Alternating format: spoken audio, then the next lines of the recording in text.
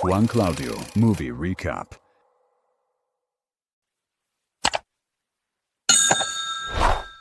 Magsisimula ang kwento natin kay Dr. Mary Klein, isang psychologist. Makikita natin siyang seryosong nakatitig sa isang bahay na kasalukuyang dinidemolish. Habang gumigiba ang mga pader, napansin niya ang isang lumang handprint sa semento ng daanan. Dito, bigla siyang mapapabalik sa mga alaala ng nakaraan. At dito na natin makikilala si Clark. Si Clark ay isang struggling business owner ng isang furniture shop na tinatawag na Captain Clark's Ottoman Empire. Bukod sa nalulugi niyang negosyo, isa rin siyang failed architect. Kaya naman sumasailalim si Clark sa isang mental health therapy sa ilalim ni Dr. Mary. Dito unti-unting mabubunyag ang mabigat na problema ang pinagdadaanan niya, lalo na pagdating sa kanyang pamilya. Habang gumagawa si Clark ng commercial para sa kanyang shop, biglang nasira ang upuan na kanyang kinauupuan. Sa pagkakataong ito ay makikilala natin ang magkasintahang Robert at Catherine na parehong empleyado sa shop. Si Robert ang kumukuha ng video habang inutusan naman ni Clark si Catherine na buksan na ang tindahan. Ngunit sinabi ni Catherine na kanina pa ito bukas at makikitang wala talagang customer sa paligid. Habang nasa kanyang opisina si Clark, dumating ang isang electrician. Tinanong ni Clark kung kamusta ang metro ng kuryente dahil patuloy na lumalaki ang kanilang bill. Sagot naman ng electrician, maayos ang metro kaya baka sa paggamit na nila ang problema. Upang makasiguro, dinala ni Clark ang electrician sa basement para tingnan ang main breaker. Doon ay nakakita sila ng mga switch na hindi pamilyar at hindi dapat nandoon, kaya napatanong sila kung saan nga ba konektado ang mga ito.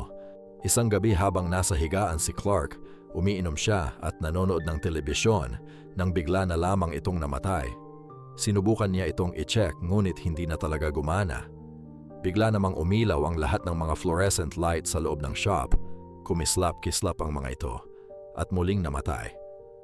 Dahil sa inis at pagod, lumabas muna si Clark at nagmaneho hanggang sa mag-stopover siya sa harap ng isang bahay at matagal itong pinagmasdan. Sa isa namang gabi, habang nanonood muli si Clark ng commercial ng ibang furniture shop, biglang nalipat ang channel sa isang kakaiba at kakaibang clip bago tuluyang namatay ang telebisyon. Sa sobrang inis, pumunta si Clark sa basement para patayin ang lahat ng mga switch ng kuryente. Ngunit laking gulat niya na walang nangyari nang patayin niya ang mga regular na switch. Noong pinatay naman niya ang mga misteryosong switch na nakita nila noong nakaraan, doon lamang nawalan ng kuryente. Nang papaalis na si Clark mula sa basement, may biglang sumulpot na liwanag at isang tuwid na hugis na parang hiwa sa pader. Dahil sa kuryosidad, nilapitan niya ito. Ngunit nang mapatama ang kanyang katawan sa pader, bigla na lamang siyang nabaon at pumasok sa loob nito. Pagkatayo niya, lumingon siya sa paligid at nakita ang isang napakawerdong lugar. Ang itsura nito ay kamukhang-kamukha ng sarili niyang shop, ngunit pakiramdam niya ay napunta siya sa isang ibang dimensyon.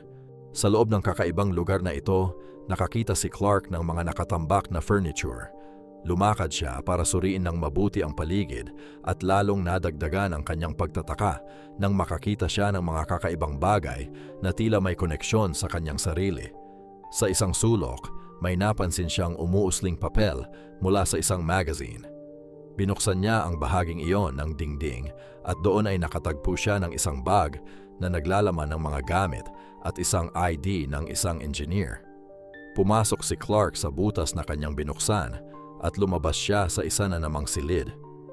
Dito ay nakakita siya ng mga kagamitan na tila nakalubog ang kalahating bahagi sa mismong sahig. Dahil sa matinding takot, dali-dali na siyang lumabas ng lugar na iyon. Ngunit sa hindi niya alam, may isang tao palang nagmamasid sa kanya. Sa pamamagitan ng isang security camera, nakita ng isang lalaking nagngangalang Phil ang buong pagpasok ni Clark sa misteryosong lugar. Kinaumagahan, kabado at balisa na pumunta si Clark kay Dr. Klein para ikwento ang kanyang natuklasang pinto patungo sa tila isang backroom. Ipinakita pa niya ang ginawa niyang mapa ng lugar. Ngunit sinabi lang ni Dr. Klein na baka epekto lamang ito ng paghinto ni Clark sa pag-inom ng alak sa nakalipas na mga araw. Sa kabila ng kanyang mga sinabi, baka sa mukha ni Dr. Klein ang matinding kaba at pagkaalis ni Clark ay tuluyan ng rumehistro ang takot at pagkagulat sa mukha ng psychologist. Pinuntahan naman ni Clark sina Robert at Catherine sa kanilang bahay upang humingi ng tulong.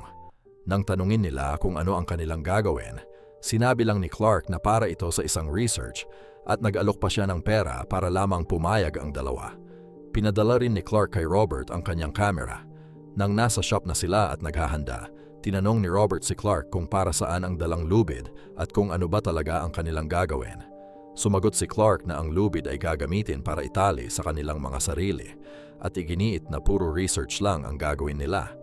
Nang pumasok si Clark sa mahiwagang lagusan sa pader, sobrang nagulat ang magkasintahan. Narinig na lamang nila ang boses ni Clark mula sa kabilang panig na pinapapasok na rin sila. Dahil dito ay sobrang na-excite si Robert at agad na sumunod sa pagpasok. Si Catherine naman ay ayaw sana ngunit napilitan na ring sumama nang makitang pumasok na ang kanyang kasintahan. Habang nasa loob na silang lahat, patuloy na binivideo ni Robert ang mga nangyayari. Naglakad-lakad sila habang animoy isang tour guide si Clark na ipinagmamalaki pang may swimming pool sa loob ng lugar. Sa isang parte ng pasilyo, nakakita sila ng isang masikip na tunnel pababa. Tinalian ni Clark si Robert dahil ito ang bababa sa ilalim. Nagtanong si Catherine kung bakit ang kasintahan niya ang kailangang bumaba at sumagot si Clark na si Robert kasi ang may hawak ng camera. Nang nasa ilalim na si Robert, nakakita siya ng mga kakaibang bagay at mga basura. Ngunit biglang may napansin siyang isang nakakatakot na bagay, kaya agad siyang tumakbo at mabilis na umakyat. Nang makarating siya sa itaas, may biglang humila sa kanyang tali pabalik sa ibaba. Sinubukan pa ni Clark na iligtas si Robert, ngunit tuluyang nahugot ang tali. Dahil ang kabilang dulo ng lubid ay nakatali sa isang mabigat na kama sa itaas, nahila rin ang kama pati na sina Clark at Catherine, kaya tuluyan silang nahulog lahat sa ilalim. Nang makababa sila, nakita nilang may isang nilalang na humila kay Robert at nag-iwan pa ito ng bahid ng dugo sa sahig. Habang hawak ni Clark ang naiwang camera, agad na hinabol ni Catherine ang kanyang kasintahan. Hindi na siya nagpaawat pa kahit anong tawag at pigil ni Clark sa kanya.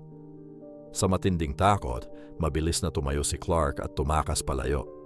Pumasok siya sa isang silid kung saan nakakita rin siya ng isa pang kakaibang nilalang, kaya lalo siyang tumakbo hanggang sa makarating sa isang pool area. Habang nandoon, nakarinig si Clark ng malalakas na katok. Boses ito ni Catherine na sumisigaw at nagmamakaawang papasukin siya. Ibinaba ni Clark ang camera at lumapit sa bahagi ng pader kung saan nanggagaling ang boses. Patuloy sa pagsigaw si Catherine, ngunit hindi alam ni Clark ang gagawin dahil purong pader ang nasa kanyang harap. Nagtataka si Clark kung paano siya nito nakikita. Pasigaw namang sumagot si Catherine na salamin lang ang pagitan nilang dalawa, kaya kitang-kita niya si Clark. Subalit sa panig ni Clark, isang matibay na pader ang kanyang nakikita. Sa pagkakataong ito, may isang misteryosong nilalang na kumuha sa nakababang kamera. Huling narinig ang malakas na sigaw ni Catherine na sinasabing, "Sa likod mo, Clark! Sa likod mo!" Bago tuluyang naputol ang video. Nagising si Dr. Klein mula sa isang masamang panaginip kasama ang kanyang ina. Maya-maya pa ay nakatanggap siya ng isang tawag mula kay Clark na nagsabing, "Binuksan ko na ang bintana, hindi na ako babalik." Samantala, ipinakita naman si Phil habang nasa sala kasama ang kanyang pamilya. Biglang ipinalabas sa telebisyon ang commercial ng shop ni Clark. Nagulat si Phil dahil nakilala niya si Clark. Siya pala ang lalaking nakita niya noong una sa security camera na pumasok sa misteryosong lugar. Matapos ang natanggap na tawag, agad na pumunta si Dr. Klein sa furniture shop ni Clark. Pagdating niya sa pinto, napansin niya ang napakaraming naipong mga liham at bills. Binuksan niya ang shop at pumasok sa loob. Bumaba siya sa basement at doon niya nakita ang mapa na iginuhit ni Clark sa isang whiteboard, pati na ang guhit ng pinto sa mismong pader. Pumasok si Dr. Klein sa lagusan. Takot na takot niyang hinahanap si Clark sa loob habang nakakakita ng mga kakaibang drawing sa pader na tila simbolo ng isang kulto. Sa isang sulok, napansin niya si Clark na tahimik lang palang nagmamasid sa kanya. Nagkausap ang dalawa at sinabi ni Clark na nahanap din sa wakas ni Dr. Klein ang lugar na yon, ngunit masyado raw itong maingay. Biglang may malakas na kalabog silang narinig. Lumapit si Clark kay Dr. Klein na tila ba protektahan ito, Subalit laking gulat ng psychologist nang bigla na lamang siyang sakalin ni Clark hanggang sa siya ay mahimatay. Nagising si Dr. Klein mula sa pagkakahimatay matapos siyang sakalin ni Clark. Nakatali na ang kanyang mga kamay sa isang upuan habang nagsasalita si Clark tungkol sa kanyang mga trauma at maling gawin na natutunan niya noong bata pa siya upang protektahan ang sarili.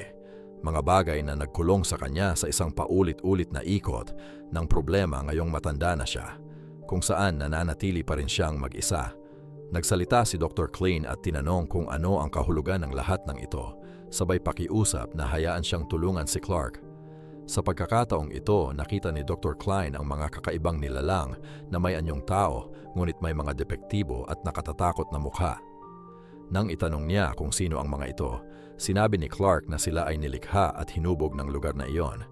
Ipinakita pa ni Clark na kahit ganoon ang kanilang hitsura ay gusto niya sila. Sinaksak ni Clark ang isa sa mga nilalang upang patunayan na wala itong nararamdamang sakit at maaari pa itong kainin. Inalukan pa niya si Dr. Klein at pinapakain ng isang parte ng nilalang. Pagkabukas ni Clark sa pinto ng ref, tumambad ang pugot na ulo ni Catherine. Dahil dito, lalong nanginginig sa takot si Dr. Klein at nagmakaawang pakawalan na siya. Para makaligtas, nangako si Dr. Klein na gagawin ang lahat ng gusto ni Clark kapalit ng kanyang kalayaan. Pero kakaiba ang hiling ni Clark. Gusto niyang balikan ang nakaraan. Inutusan niya si Dr. Klein na magpanggap bilang kanyang ex-wife dahil gusto niyang kausapin ang dating asawa. Kumuha ng kutsilyo si Clark at tinanggal ang isang bahagi ng buhok mula sa isang babaeng nilalang. Inilagay niya ito sa ulo ni Dr. Klein upang magkunwaring ito ang kanyang ex-wife. Kinausap niya si Dr. Klein na tila ba ang kanyang dating asawa ang kaharap. Ngunit biglang pasigaw na sumagot si Dr. Klein at sinabi ang totoong dahilan kung bakit siya iniwan ng asawa, na hindi ito dahil sa alak o galit, kundi dahil sa ugali niyang palaging naghahanap ng isisisi sa iba at hindi marunong umako ng sariling pagkakamali. Mangiyak-ngiyak na sinabi ni Clark na gustong-gusto niya ang lugar na iyon dahil sa unang pagkakataon ay naramdaman niya kung saan talaga siya nararapat. Habang tinatanggal ni Clark ang pagkakatali kay Dr. Klein, biglang may dumating na isang higanteng nilalang. Isang bersyon ng Piratang Clark na katulad ng nasa kanyang commercial. Sinubukan itong pigilan ni Clark, subalit kinagat lang siya ng higanteng nilalang at marahas na itinapon. Habang nagaganap ang kaguluhan, sinamantala ito ni Dr. Klein upang makatakas sa pagkakatali. Agad siyang hinabol ng higanteng nilalang habang bitbit nito ang wala ng buhay na katawan ni Clark. Pumasok si Dr. Klein sa isang silid at dumaan sa isang masukal na pasilyo kung saan nakakita siya ng isang hagdan pataas. Pag-akyat niya, laking gulat niya nang mapagtantong nasa basement na siya ng shop. Agad siyang tumakbo patungo sa mismong showroom para lumabas, ngunit sarado ang pinto. Doon niya nalaman na hindi pa pala siya tuluyang nakakatakas at nasa loob pa rin siya ng misteryosong dimensyon. Naabutan siya ng higanteng nilalang at nagbuno ang dalawa. Natumba si Dr. Klein at muntikan ng makagat, ngunit nakagawa pa rin siya ng paraan upang makawala.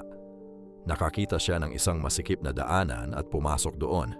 Subalit sa dulo ng pasilyo, may mga taong naka-hazmat suit ang nag-aabang sa kanya.